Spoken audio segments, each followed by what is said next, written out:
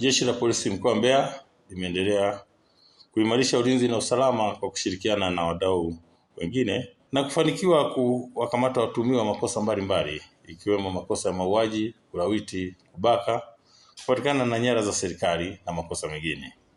Watuhumiwa waliokamatwa na upelelezi wa makosa yao kukamilishwa walifikishwa mahakamani na miongoni mwao waliweza kupatikana na hatia na kuhukumiwa vifungo. Katika mahakama ya wilaya ya Chunya imemhukumu mtu mmoja anaitwa Amos Masanja mwenye umri wa miaka 28. Huyu ni mkazi wa Igangwe wilayani Chunya katika mkoa huu wa Mbeya. Amehukumiwa kifungo cha miaka 30 jela kwa kosa la kumlawiti kijana wa kiume mwenye umri wa miaka 20. Jina la huyu mhanga tunalihifadhi.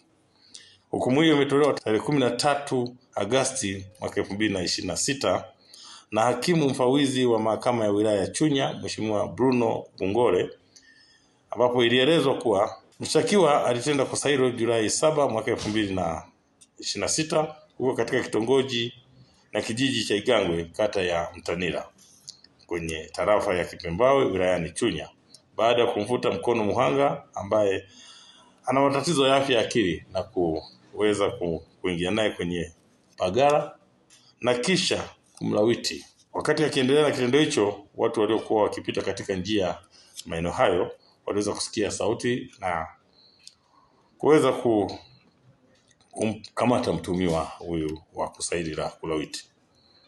Sambamba na hilo, Lusekero Kajiri mwenye umri wa miaka 43, huyu ni mkazi wa Charangwa wilayani Chunya, ambaye ni baba wa kambo, amehukumiwa kifungo cha miaka 30 jela kwa kosa la kumbaka mtoto wake wa miaka 15. Huyu ni mwanafunzi wa shule ya msingi Charangwa, naye jina la huyu mhanga tunalihifadhi. Lakini pia hukumu hiyo imetolewa tarehe 13 Agosti mwaka 2026 mbele ya hakimu mfawizi wa mahakama ya wilaya ya Chunya Mheshimiwa Bruno Bungole, ambapo ilielezwa kuwa mshtakiwa alitenda kosa hilo Julai 11 mwaka 2026 saa 4 usiku huko katika kijiji cha Charangwa kwenye tarafa ya Kiwanja, baada ya kumvizia mtoto huyo akiwa amelala na wenzake kisha kumvua nguo na mbaka. Mnamo Julai 12 mwaka 2026 majira ya asubuhi, mhanga alikwenda kutoa taarifa kwa jirani na baadaye taarifa hiyo ilifika kwa mkuu wa kituo cha polisi, na mshtakiwa aliyetenda kosa hilo wakati huo kwa mama mzazi wa mtoto huyo hakuwepo hapo nyumbani, kwa hiyo aliweza kukamatwa. Lakini pia sasa katika mahakama hii ya Chunya imemhukumu kifungo cha miaka 20 jela mtu mmoja anaitwa Sudi Igembe au jina lingine Ruvinza mwenye umri wa miaka 42.